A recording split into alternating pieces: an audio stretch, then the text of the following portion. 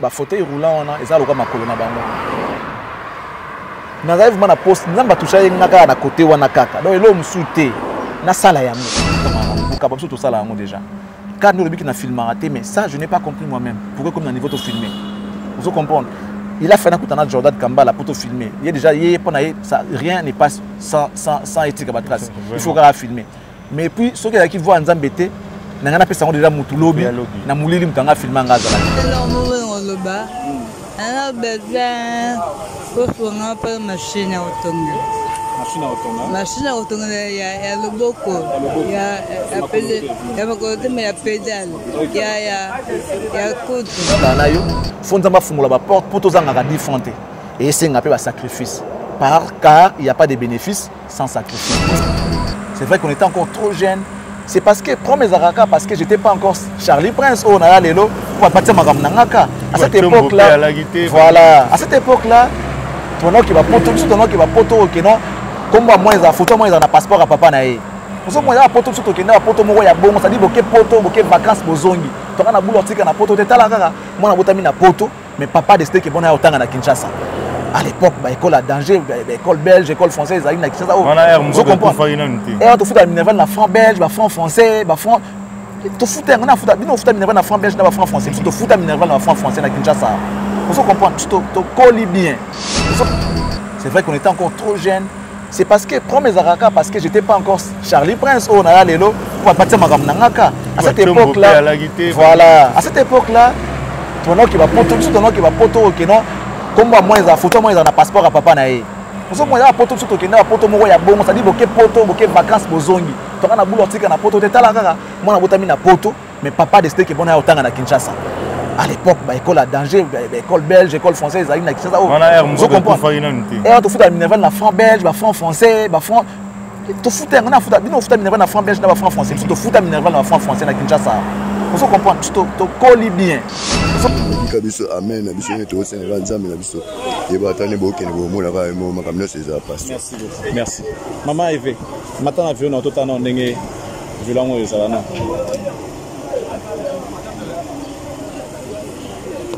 Ah, le mo sai vanta ma ba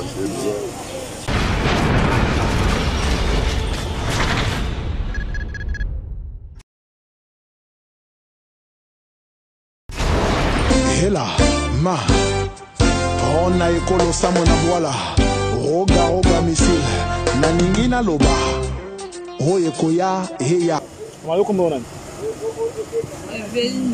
Evelina. OK.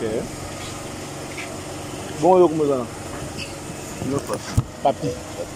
No wa bino ma tu mo de na Amisien.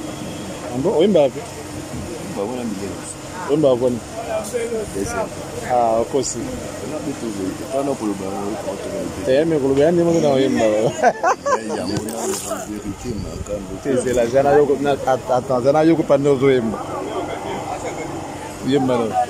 yango nazoloba vérité likambo oyo nzamba mpesi topesa mpe na biso merci nzambe singa ye ndenge azokende na mosala na ye nyonso kutekende liboso yango bato balobaka kutu bato basalisaka bato te me tokoma komona na kati ya mboka me bato basalisaka bato bazali o ayemba komako modogo. Ah, c'est bien yo Evelina eza kombo ya camarade nanga moko akufa azala pe journaliste olingana makasi camarade nanga wana auta akufa mwasi camarade nanga mwasi bonga na yo tala bino sincèrement na yeba yiteke na kuta na evile na papier na yeba ya monte nzamba tsena mutema nanga na sa eloko na osala o eza na ngolo grave te d'accord ena ngolo kwa munene te mais nzamba yebisa nga kaka na sunga mutu moko nzamba baye nanga na sunga mutu moko atambo na velo o depuis le bina mutuka nzamba yebisa nga na bima nango depuis na somba ngo depuis ayebisa nga na pesa ngo mutu moko na yeba ite nani na pesa na otambo na nga ka boye nzamba ile mtame manga nande na komia na yebite eza na ngolo kwa munene te eza symbole kaka ona opesa yo et permettre yo peut-être au longo a otambulo comme a olobenda na mabele na ebite ngaite nzambe anoko ebiseni. Merci papa, na sepeli pas la parole ne pas le vélo, na sepeli makal papa. Nzamba za lukumu zanga te nzambe d'accord. Nzambe ndenge sala yeke lelo to kutana konga na eba ipas na okenda te. Ngaza na bandal na longo tuna na eti awa. Na eba na mutu na kutana papi na ndola aotambola mabele. Na milo bena bita mukatini nzamba tininga pa na yende parce que na kutana ya liboso ya na opesa. Na kutana papi ya meninga pa na yo tout ça. Je pense que beaucoup ça va nzambe. Papi. Comme si nzambe ngai na sali ko nzamba yebsenga na sala. Donc na belo na sala. Habité pour la moi vraiment. Merci nzambe nengo pesa ba mutu. Pesa biso pe mala. Dans la vie, pesa biso mutema. Pesa biso sur avenir. Pesa biso sur makanisi. Tant de sambela kaye, to yebaka te mo oyaka. Oyaza mystérieux nzambe. Nenge pe to tambola boto yebaka te oyo to pasaka nango. Oyo to monaka. Na pena no le kala na moni bu nzambe na ngabite. Tindi pe kayo. Ya bukutana kana nayi. Nzambe na oyo sali to kosenga o merci te ko. Tuna dena million na ngala pesa. Mena million. Na pesa ka nzambe bakisela musala na yo kene liboso. Raisonna ka ne o raisonna ba personne avec handicap. Nzambe pa otika oti. Singo mbongo. Batu balo mbongo. Ba million ba eda biso ke muta kabeli makolo. To singo merci ni. Kasi na fukama. Kama Yesus. Nzambe na ngisi na fukama nzambe yo mbongo. Oyo possible etikala symbole moko na vie pe longtemps nzambe osongola mosala na yo biso tozalosengaka mosala to biso pe kolembaka mpona biso mibale kotinyaka bongo eza bongo mpo efongoloka banzela na makambo na yo omona mpe banoke nyonso transparent po babi liboko ekabaka yango mpe nzambe azongisa oyebi te po tofandi ebela moto mosu azibulu wana te pe na bajanvier boya tala okabe biso makolo tode seremoni ne bata bandeko na biso misu baza wana bamoni mosu batuni wana yana bino te yana biso te tene mpe kala nzela nzambe ne moto atindi kolanga yo mona koloba ebele eza te nasengi na nzambe nanga merci asunga abakisa mosusu papa na ngai nayebi te soki komonani mais eza ya bale. Il n'y a pas de problème. On a comme on a M. Charlie. Donc, on a comme on a M. Charlie, on a le journaliste. On a rappelé bien. On a eu une TV1, mais si on a comme la 10e. Il y a un problème. On a ça dans mon non, parce que nous avons le wap est banni, le reste est ouais, aussi. Nous avons ça là, on a bâti dans la salle. Il y a mon salle. On a fait des tickets au bétango. Voilà. Ah, maman est venue. On a eu une salle, on a bâti dans la salle. La salle, yango. Na toba na mama pour nana mzelo. Il y a moi 6. Ça pour nous au kuna. OK. OK. OK. Ok. Bon. Maman est fait. Azwa. C'est bon, essayez, hein? Vous essayez, hein? Azwa déjà vélo na hier. Mata vélo na yo. Toi vélo na. Non, moi on le bas. On a besoin pour on pas machine autonome. Machine autonome, il y a le boko. Il y a côté mais il y a pédale. Il y a coudre. Machine à coudre. Il y a boy, il y a le boko. D'accord. Naoki. Comme de Gaza. Le plus de numéro na ngamo ko benga na ngana yo. Benga nga na on voyager lobby. C'est la zongi. Na yo la machine à coudre. D'accord. Merci papa.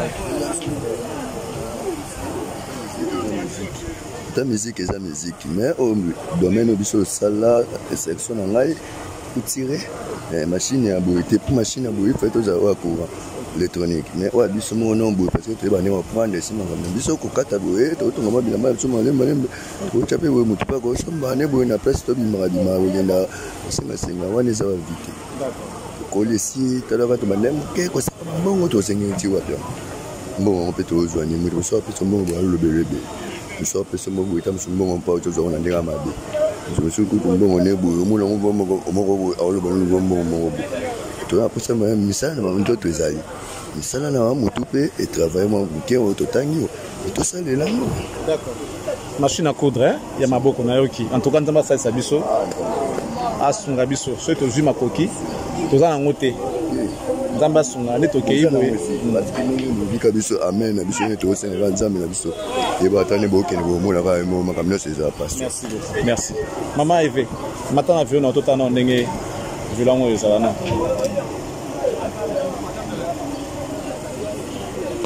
Ah, c'est le mot ça va ça m'a passé. On va aider on m'a côté ça qui dans les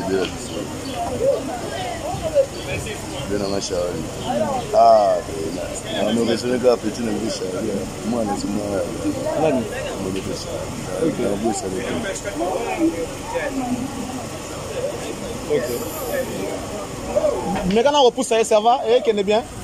Mais quand on voilà, voici bongo. J'ai un camionneur le capot au Kumbaïna. Ok. Alors, pédale, nous avons bougé à partir à Wana. Le mouvement, nous avons partir à Wana. Ok. Version nativement SND. Ils ont bougé position à Kitty, voilà. Ah, mon Dieu. Ok. Ok. Voilà. Ok. Tombola, le moins ce que le colpes voilà. Ok. C'est ça. Au gros là, après la palo, on va aller à l'aise.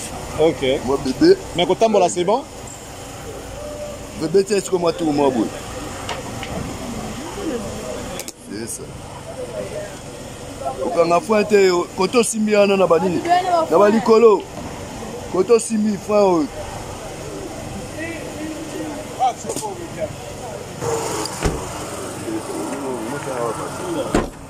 Bon. Comment na tigi bino? Machine à coudre, on va passer. Ah, tu peux te la faire. Tu peux me faire. Est-ce que nous on a pas mal? C'est pour moi moi là, c'est moi. Zaba ni balé. Mbosoye. Tu dois pas bouder, on te salit, tu dois dire bonjour. Pourquoi tu boudes? Tu dois pas bouder. Tu vas papa. Tu vas papa. Comment on a retrouvé on a eu dans ce je suis ABP. Michel. Ok. Michel Tangara.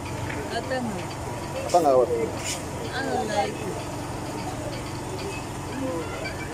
On appelle ce numéro là. Attends-moi. Hein? Monsieur Charlie.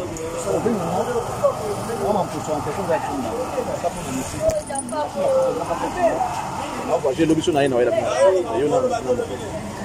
Maman pas a besoin de vélo. Il n'y a pas de maman. Il y a le troisième Naza na ngote. En tout cas, Naza m'a besoin. Naza sali sanga. Naza bio misato na kina ngo déjà. Machine à coudre ni balina vélo à maman. Na moni était va singa za na difficulté makasi ya vélo. Makasi surtout d'accord kata le ko kata ni tambola na yo donc OK. Il faut vélo na fait faut moi munene hein. Moi munene pas ma politique là. To veut ba mi bali. Na ma zoli. Bani sa to ko la ni ba ba kwa misa. On ba difficulté ya makasi. Nto ki na ngoma maleme. To ko yaka na biso. To ko yaka na biso. Veut ba pour personne. Voilà combien? 17. On a une porte ma jolie. OK. Tena ni maman Vondolia. OK. Tena maman Adek. OK. Trois personnes à toi maman jolie. Maman Vondolia. Na maman Adek. D'accord. Donc 3 vélos. 3 vélos. Pour la dans un premier temps. Ouais. Na machine à coudre. Yo Michel, c'est ça.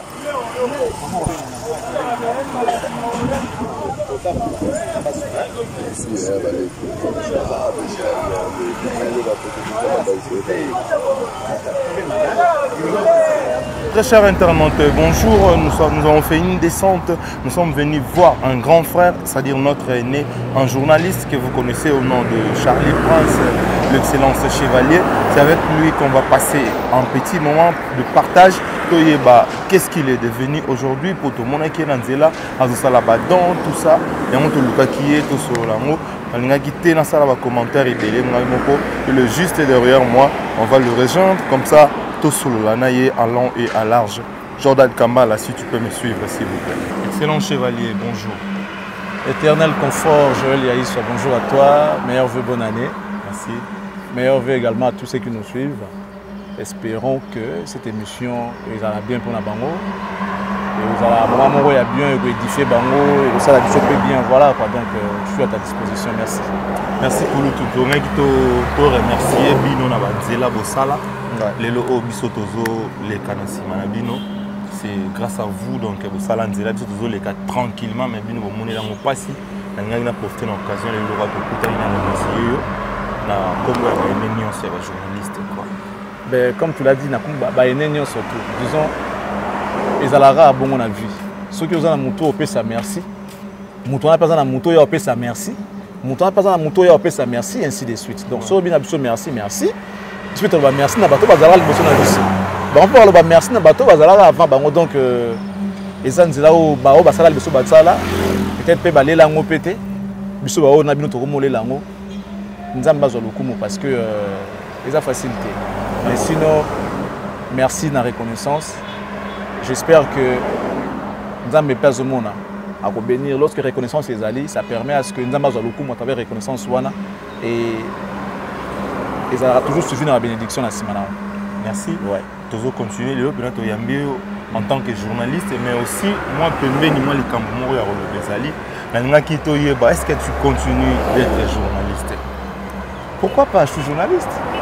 Je suis journaliste. Je mourrai journaliste. Si Dieu le veut. Mais moi, vie à Pembe, nous avons ça tout le monde a vraiment n'était pas journaliste. Qu'on quitte sur le terrain, qu'on ça là-bas dans na bateau bazana na posa nango ko kabola en l'occurrence j'allais dire nous tout kabola là-bas ndeko na biso to benga ba kakatani ba vélo to tambola nango yebité makanisi wana e utio na mwaki. Non. Bon, déjà, on doit rectifier. Après, peut-être que nous avons des caméras, tout ça, tout le monde a des important, tout ça, on a caméra. Oui, il y a qui peut comment. D'abord, les canissi. Les canissi, chaque jour suffit sa peine. 2021, ici, tu es en 2022. Tu combien on te pote au linga, tu comment grâce à Nzambe. Alors, chacun de nous a une ambition. Il y a comment et puis comment ce n'est ni par ma volonté ni à ma famille c'est par la volonté de Dieu. Alors Nzambe wana aza invisible. Tout ce que nous faisons à nos prochains, il y a un monde des alliés qui Nzambe bolam. Moi j'estime que la meilleure façon de donner à Dieu, c'est de donner directement à ceux qui en ont besoin. Moi j'ai mes choses à moi, j'ai mes ambitions. Vision 2022 kokisama. Alors je dois commencer par provoquer, si faut je dois commencer par provoquer Dieu. Comme ça, j'ai été touché du Saint-Esprit depuis il y a cela, je crois, 2 semaines. À chaque fois, pour ça, bongo na bateau bazala ngo besoin. Moni bateau babenga ba handicapé wana. Ba fauteuil roulant wana ezala ko makolo na bango.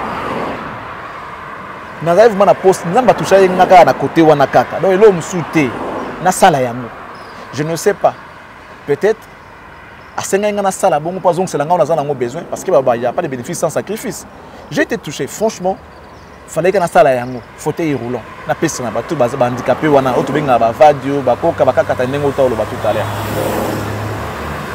J'ai acheté na auto mon voiture ya muke na tsa on a parce que je peux pas mettre ça dans la voiture là mususu tu vois ça tout ça na tsa ga on awa na tambola nango ça fait 2 jours Depuis na sombango ezananda na bimi nango ça fait 2 jours. Na mitu na sko bon ça ndeni. Moi je connais personne au azana état wana. Si on peut s'andeni. Na tsa on a voiture. Na tambo na moyo na mutu te. Na tambo mais idée c'est na kuta na mutu bongo na pesa yi. Et ça allait être sans caméra. Ouais. Et Dieu a fait à ce que tu kuta na Jordan Kambala. Je lui ai juste parlé. Na bi tala na zana loko songolo na ina pesa na batu songolo. Oyebi ba auto ko pesa. Asinga baza ebele okosunga bango tuté. Tokende place bazala rebele. Et to okena kitambo. Nzamba lobana ba voix na ye nzamba so lobi likam na ye oyeba. Tant to bano okena to comme na place yango te to monde déjà moko a otambola à 4 pattes. Na oki 4 pattes ça dit azonguluma. Ne batambola wana ti. Ndenge bakoko batambola ka azobenda na mabele disons. Na oki voix nzamba zo yebsanga tala mutozo luka ye. Na bengi na tuni na bi boni ndeko ça va bien ndeni ni bien yo ça en vélo te on a ça en vélo te na zo luka ngo putu makasi na seki na bi OK tote mi on a kasiaka tant to kuta na ye na bi bon na moni yo na ça na 2 personnes fona pesa ba vélo deux fauteuils yo za ndeko mobali ndeko mwasi mwa za pe na besoin na mwa kozala ndako bimisela nga mama o moni wana Evelyne. Pour moi, j'ai respecté la voix de Dieu. Pour moi, c'était un plaisir. Et je sais que derrière ça, il se cache quelque chose. Moi-même, mais on dirait au PC pour s'attendre aux quelque chose en retour, excellent chevalier. Est-ce que au PC kaka pour aux ala qui n'a pas sauté ça ou bien aux elanzamba zong sur le lomoko. Bon, n'est pas sur la Bible que l'on a eu ça, baba PC et PC melayo. Tout cas, langage trop na ba église. Bayemba ka pesa au pambulama. Pesa et pesa melayo. Moi j'ai mis mon Dieu en épreuve. Dieu m'a touché. En fait, tout se comprendre. Ngana osenga nzambe et loko mona za na mo besoin. Ma vision pour 2022, je veux que ça se réalise. OK. Et je sens au fond de moi nzambe pesa nga pe devoir en ça là. Bon, je ne sais pas si ça conditionné pour la déduction na nga na mo besoin ou bien ezaka la volonté na yalinga na sala ndengona. Je sentais au fond de moi qu'il faut na ça la geste. C'est la voix de Dieu. Pourquoi fallait qu'ils attendent à la sengi nzambe lo na za mo besoin? Ndende nzamba yo balanga ke sala eloko bo. Ya loko là, j'ai sémé pour récolter.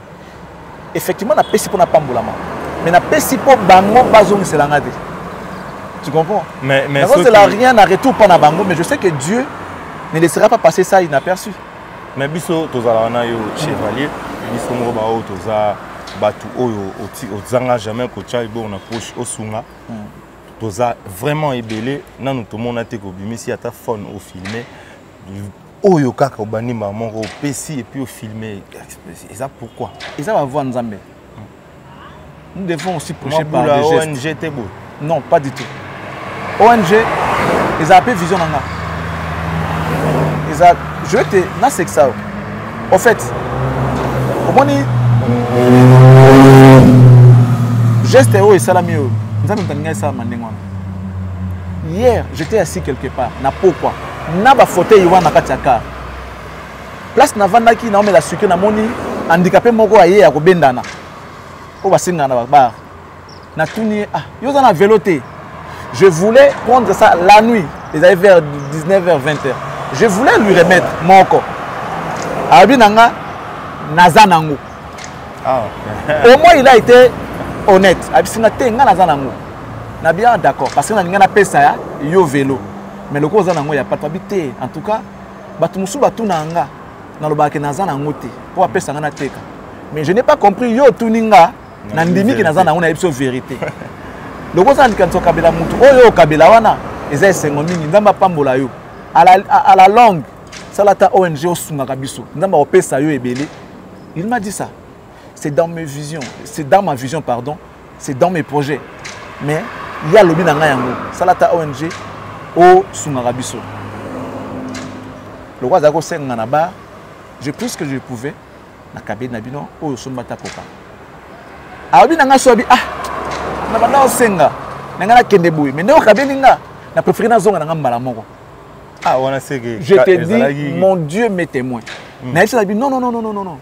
Ça la maramnayo, le roi tout Dieu m'est témoin.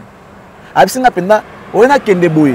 na préféré na zonga na ngana continuer boye na bité za na laisser makam na yo ndia continuer na ba tour na bana ba ne ba saka na ba table wana pona osenga lisungi etu donc abai na nga sala ONG na osala te po lobi na nga mais abakisi force moko na idée na zaka nango déjà ya osunga biso toza na ngote Joël to na ngote mais koyoka ko ba biso toza na ngote mais pour banda ko pesa faut yo moko ba besoin na yo koka pour ngani na abonné na abo to admettons que na nzala na ozwate moi 20 000 na na on a pesa mutu nga mona liete tant yo zo pesa c'est ba besoin na yo koki pas forcément toko sunga na kana moke moke ngana na makolo na tambola kati na ko tambola ati na komi mbudi na espace moya tamo record mais il y a autant de makolo ndeni na ba passe ki ça ya transport au moins violon na ko sunga ne serait ça à la propre parce que ne ba tambola bon ba jeune na bon tala na ba image na la ça no tala ba jeune na bon ndenge comment au moins ils souffrent plus ils n'ont pas de jambes mais en plus de cela ba on souffre ko tambola ndenge wana a besoin d'un coquille. Bon, on a aussi un pantalon, mais ça a état des besoins. Et coquille, mais seulement, moi d'abord j'ai été touché. En plus, c'est appelé comme oh, tout ça là déjà. Car nous le but qu'on a filmé raté, mais ça je n'ai pas compris moi-même. Pourquoi comme dans le niveau de filmer? Vous comprenez? Il a fait un coup de Jordan Kamba pour te filmer. Il y a déjà, rien ne passe sans éthique à trace. Il faut qu'on filmer. Mais puis ceux qui voient un embêté, n'a pas ça déjà moutulobi, n'a moulé l'imtanga filmé en gazalade. Moi je pense que ce qu'on est en train de faire, nous sommes en train de prêcher, par exemple. On prêche, on prêche ça nous sur pose ça basonga. Net ici qu'on a ba image autour là ça bato. Baso mo andé de gona zolo baké en dehors de vélo ba na posa machine ya coudre o ya maboko. Ça bande comme si par exemple la posa ba vélo peut-être ba ngo vandi wana. Naza na ngote. Je les ai dit clairement que naza na ngote. Naza na ngote. O naza ki nango yango na pesi. Mais bisika na okene so nzamba pambolinga ta na kozonga na osala yango.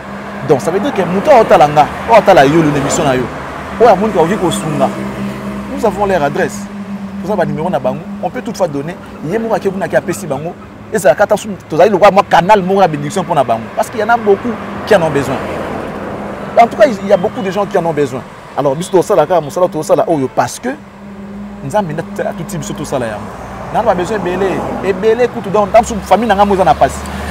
Tout ça là, on peut pour tout là, ça veut dire que tout ça n'a noté effectivement, mais seulement tu prêcher quand des bons exemples. Joël. Dans ces pays, il y a des gens qui volent des millions de dollars. Ce n'est pas les millions à lui, c'est à nous. Il faut dire que ce n'est pas normal. Ce n'est pas normal.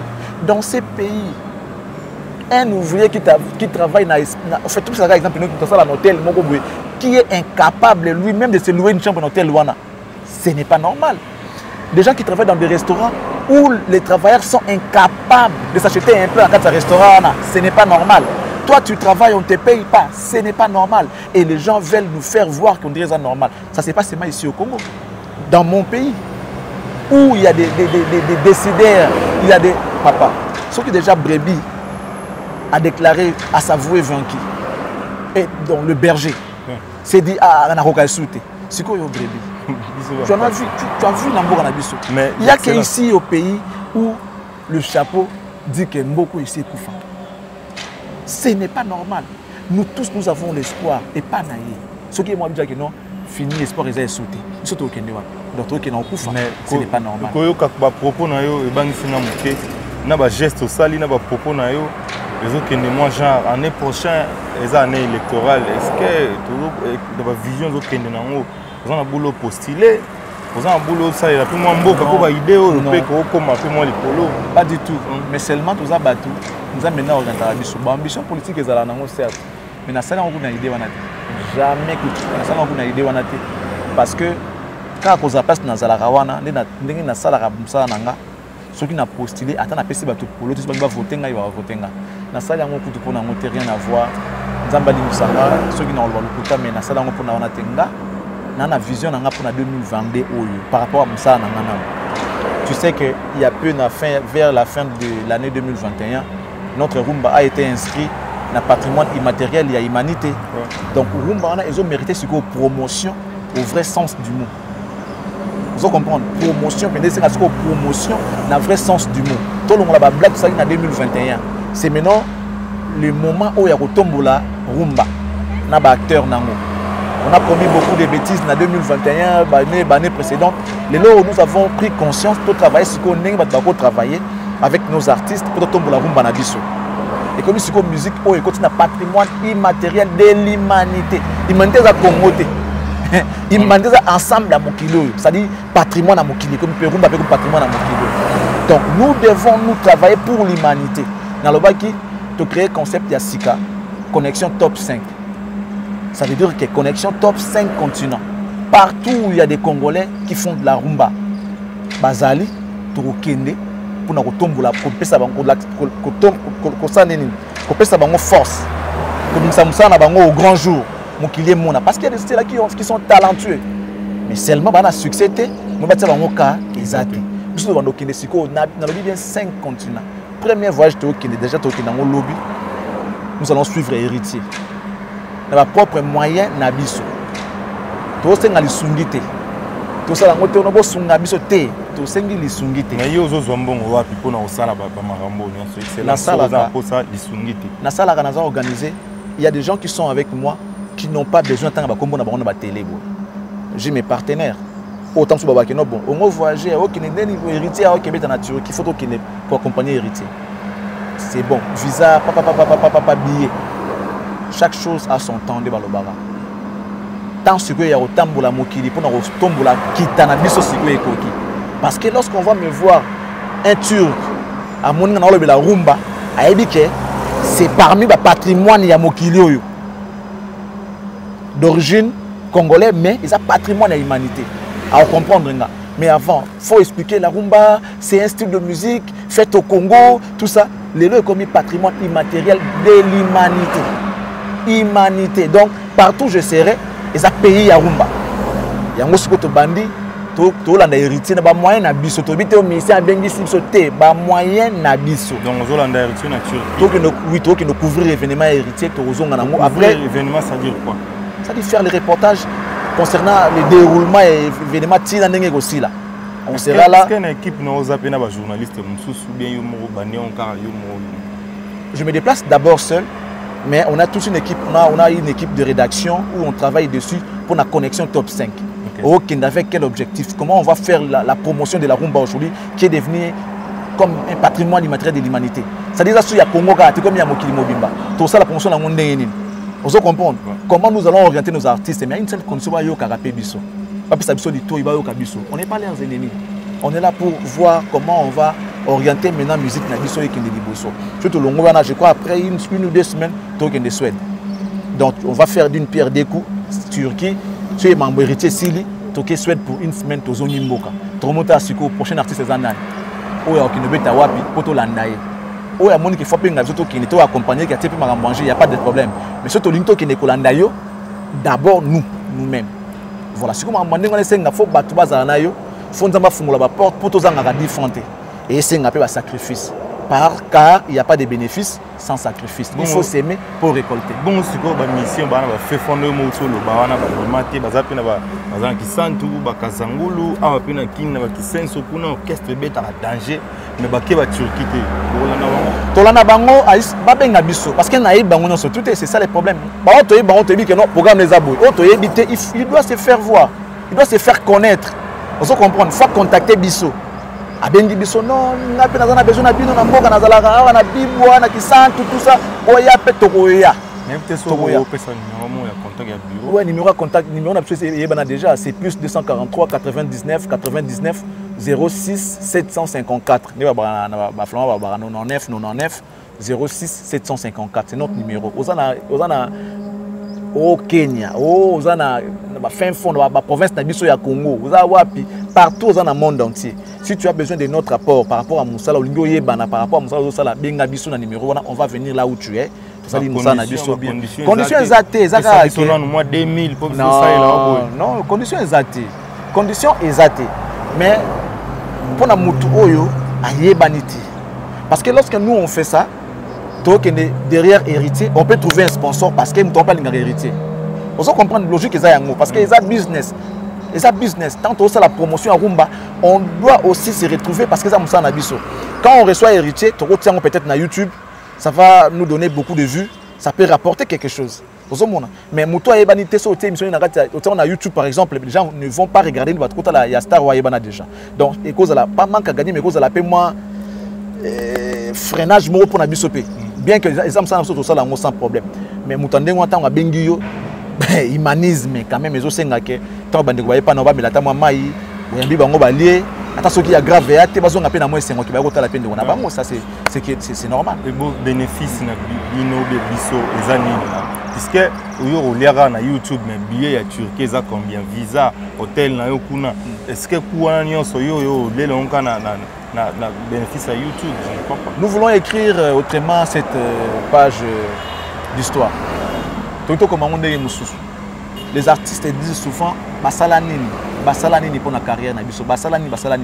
Nous voulons leur faire voir aujourd'hui que quand on veut, on peut. Ceux qui te lingent, te resala. Mais pour te linga, il faut que tu aies un boyo. Tant que héritier, on a appris que Charlie Prince a foutu billet naïe. A vu visa naïe à l'andinga na Turquie pour le belanga. Azamutu. Et ça là, il peut moins d'engue moroboy. Bah fanatique vraiment la marque non. Oh. Donc ils appellent sérieux. Vous comprenez? Donc pour la monnaie les gambo gade. Sans quoi on le ferait déjà depuis tout temps pour la tambola biso pose dans le bongo menga.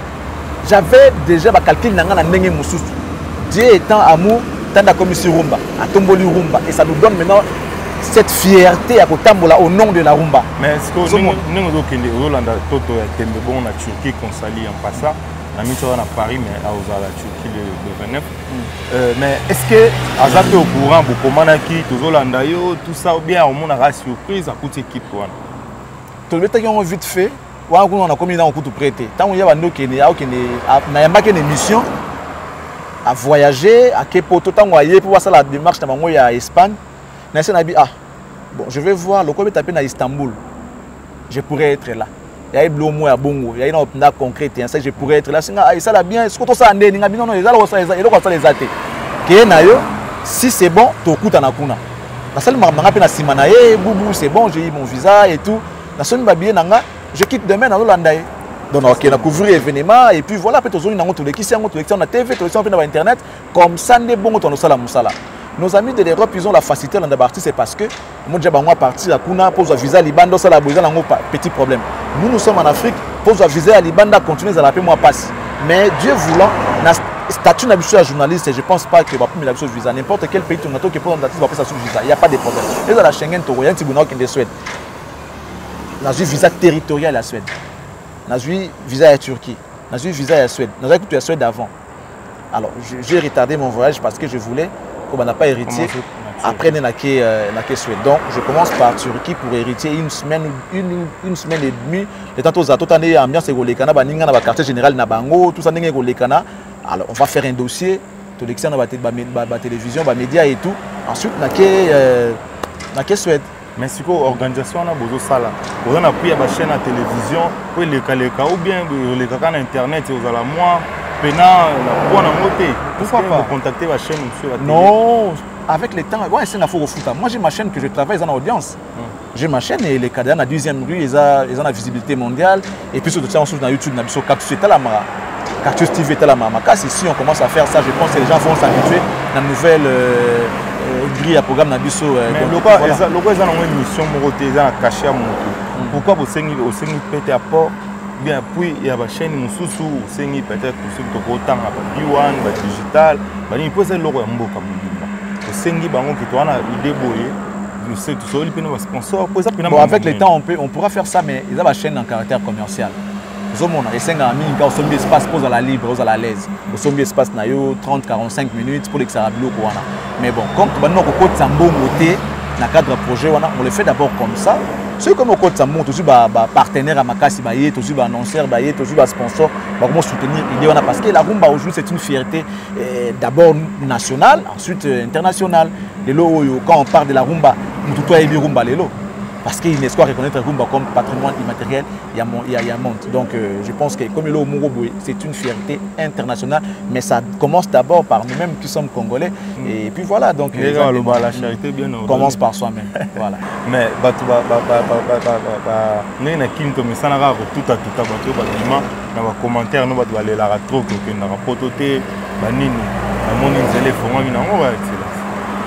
non mais Joël, naïf ça va tout le temps que bakatsa ebele pour namona lenga mboka te ngaza na poto déjà avant bakebele baza na poto naïf ça ngo bato za blague te naza mwana ya Waterloo. Tandis qu'on a venu Colombo, on a battu Belgique, maman Oloba. Chabon c'est mon petit frère, Albert c'est mon petit frère. Donc Chabon a voté Manapoto pour l'information. Chabon, ex-musicien à vivre à la musique. Ouais. C'est-à-dire que Bisso Poto, Toyebi Poto. C'est vrai qu'on était encore trop jeunes. C'est parce que, prends mes arakas, parce que j'étais pas encore Charlie Prince, oh, Nala Lelo, pour partir ma ramnangaka. À cette époque-là, voilà, à cette époque-là, ton nom qui va poto, ton nom qui va poto, ok, non, comme moi, ils ont photo, moi, ils ont un passeport à papa naïe. Nous sommes là, poto, tout ok, non, poto, moi, il y a bon, ça dit, ok, poto, ok, vacances, bozongi. Tu as un boulot, tu as un poto, tu as là, moi, on a botamine à poto, mais papa décidé que bon, à autant à Kinshasa. À l'époque, l'école à danger, l'école belge, l'école française, ils ont Kinshasa. On comprend. Et on te fout à Minerval, la franc belge, la franc français, la franc. Tu fout à Minerval, la franc belge, la franc français. Tu te fout à Minerval, la franc français, la Kinshasa. On comprend. Tu te colles bien. Moi, je m'en fous. Moi, vision d'Angé Zalaki, regardez d'abord mes enfants. Toi, tu sais. De l'eau, il y a G3. Je suis à l'aise. On se comprend. De l'eau, mettre à G3. Bientôt, à collation de grade naïe, ensuite, licence naïe, à commis juriste, à commis. Voilà, donc, la vision d'Angé Zalaki, n'a pousse ça dans la classe à moi. Parce que ceux qui vont dire que bima, qui coupe qu'on perdre l'eau, à perdre des PV naïe. Mais ça l'est bien, il y a que moi, quand tu as droit, pas défendre, papa, belé la justice, non, ça n'a rien à voir. Peut-être qu'il n'y a pas un tableau, toi tu connais comment elle fonctionne. Déjà, il y a nature, des fois, il lui dit, elle me dit souvent que non, mais attends, mes amis là-bas à l'université, ils me parlent tout le temps de toi, on t'avait arrêté, tout ça. Ça fait pas bien, moi j'ai même honte. Mais ça rien à dire, bon, c'est vrai, tu peux avoir honte, mais ça, là, oh, commis sur place, au commis les lots. Des fois, les gens me taxent, des fois, ils me jugent par défaut. Dieu seul sait. Pour preuve, même quand ils m'accusent, ils ne condamnent jamais. C'est parce que je sais, et là, on a ça là, et puis on a des devoirs vis-à-vis vis-à-vis de l'État. Donc, ça m'a comme trop l'andati. On a problème dans les alaki, dans les temps, na ça la macambo, na moni que c'est important pour na moi ma vie c'est mes enfants. Je ne vis pas que pour moi aujourd'hui. Ceux qui sont allés avant nous, tout ça et tout. Pas qu'à battre tout. Tout ça, toi quand n'engagez mon, je ne sais pas on est là côté toi quand n'engagez mon. Et puis on a pas poto na qui na petit à makelele tout ça et tout. Mais non, on a que siko, non ça siko ndé, musala. Tala émission ça dit connexion top 5. Nous avons 5 continents. Ça dit connexion top 5 et Tamboula compte 5 continents pour prendre la promotion à Rumba. Après Suède, surtout Zongi Awa. D'abord, je salue Bona Wanzambi, un grand producteur qui va produire Célo Scram dans le Japon. On sera dans le Japon. Donc le Japon, on a Célo Scram pour quelques productions. Grâce à Bona Wanzambi que je salue. Après, on a Toko Tasiko Schengen, puis on a Toko Tip na Nenga Vanda Siko na Schengen. Grâce à Bandé, on a Bissonnet Eva Moiri na Autriche, grand prêtre. Baudulom Ampouya. Ça dit, on a Vandi Baba qui est notre père. Si on faut ça, parce que bouler ce qu'on a. Faut ça, si on faut il y a des toques, il y a des timisa longs à tourisme, maintenant que ça la production. On a que si on pour na musala. Na ke penda musala te que non, la copyright na ça qui la remoko boité. Na ke penda musala. Ba on a penda que non reportage du début à la fin pour hériter na Suisse, après toquer na Turquie, après toquer si on souhaite quelques émissions. Je serai là pour une semaine seulement na Suède. Donc bande de Suède. Topé ça non numéro vous en avez déjà. À partir on arrive le 28 na Turquie, le 29 tout à l'heure les 5, les 6, peut-être le 7 na Rosadia na Suède. Merci. Chaque chose en son temps vraiment. Tu as dit que yo pesa moi tendance trop côté papa Hervé, moi côté trop ra wenge. Siko yo na projet na oyo Mobutu na biso king ya musique na biso Fally Ipupa. C'est que au Bandolanda était. Bon, en fait, même Bible Nabiso, 2 personnes, bakotamboula ensemble était ceux qui ba yokani ti. Ngai sincèrement ça un problème na artiste mon côté. Ba propos nanga peut-être ceux qui alaka direct et les ara ba artiste moussou. Pour preuve, bango mutu ba portanga ba plainte. Na na porta mutu plainte te.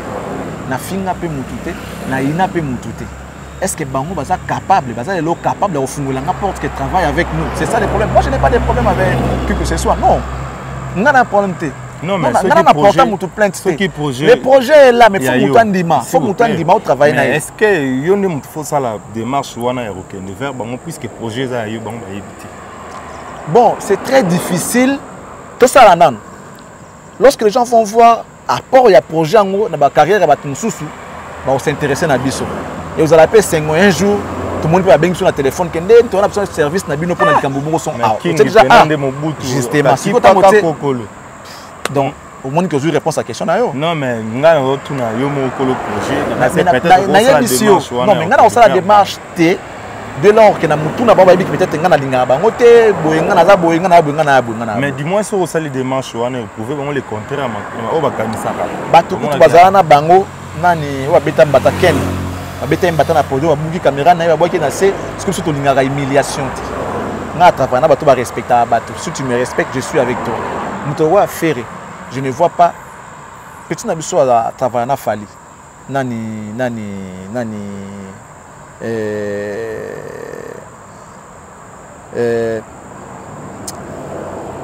Kambala comment est nani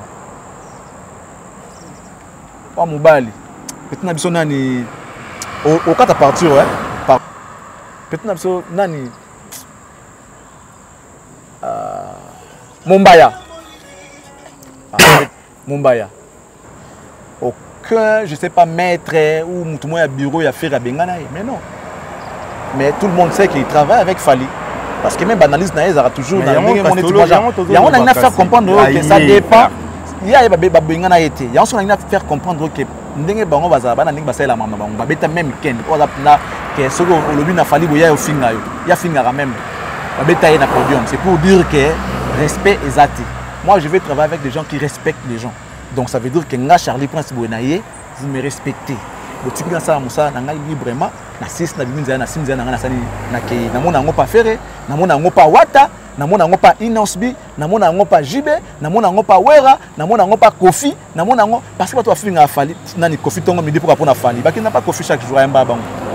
Pourquoi ce que ce gars m'a bien fallu tout azana vie au contraire na fallu faut soit qui na faut betailler bo menacer bo ça m'a ils allaient rater donc laisser journalistes libres faire leur travail mais singa o tsanga kaka na pour ma konanga na ke donc nga ko simba e ko simba te na ndoto simba di et déjà sur la mnogo simba te do mamuto ba simba bo les katé donc je dois commencer par me respecter ensuite voilà on fait l'affaire avec ceux qui sont avec nous bref les andengwana c'est une bonne chose excellent chevalier tozo commencer na suka na éviter un dernier mot na batutu batali biso non non c'est ngam na bandeko tu batali biso souci ezali ya osali sa metwa na ngote bandeko na basengi machine à coudre basengi deux machines à coudre basengi ba vélo mususu oh bazana ngo on va contacter biso to ke ça passe bazali ba pesa bango peut-être tout aux moyen te to sali to ka osala peut-être mususu ekomona na lelo lobité donc ce bosungi nzamba opambola bino surtout ça yango parce que tout le temps sala yango ceux qui n'avaient pas simbi mutema na osunga bandeko wana bazapement dans le besoin so pesi parolier essaie dans mais so pesi et vélo autant mon pendant moi bambou la tami balemi ça tout ekosunga j'espère qu'à chaque fois zo rouler en okanisa parce qu'ils ont dit des choses sur moi na ko même pas qu'on ngoyo quand on a si on a bino faut dire merci à Dieu parce que c'est Dieu qui m'a touché pour na ya awa ngana bibinoté donc na yebi kuni na neto komi boye pe na éviter voilà un peu l'idée est ça mais à toi merci. Merci également à Jordan Kambala, biso tozali, tout ça la musala au traitement pour 2022. Nzamba ça biso ça peut faciliter hein, ba billet d'avion, ba billet sur 1000 et quelques déjà boye, tu vois un peu ce que ba business wana siko beta machine. Je me donne ça, ils ont bon belé mais somme tanga sala ngo pona o seke aligner lo wa sala. Biso linga musala oyo nzamba za na biso abate la bino pona mbula sika, ba projet na bino s'est réalisé. En tout cas, nous avons une autre vision hein, il y a sala makam.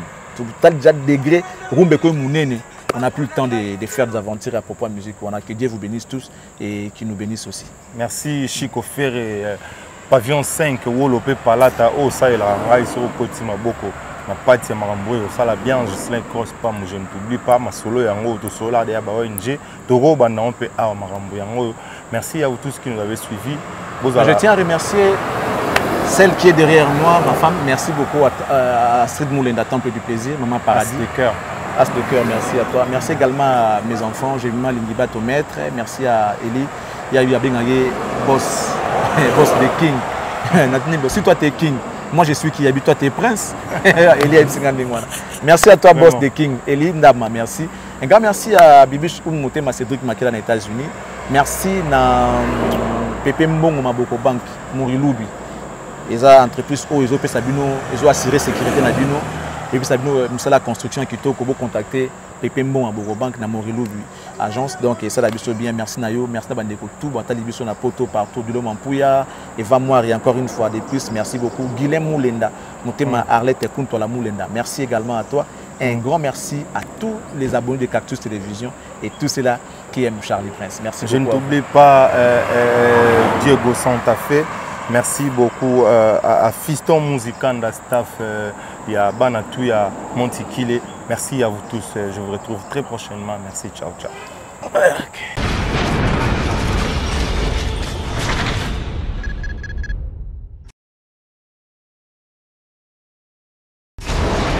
Hela, ma, on a ekolo samo na boala, roga roga misil, na ningina loba, oye koya, heya.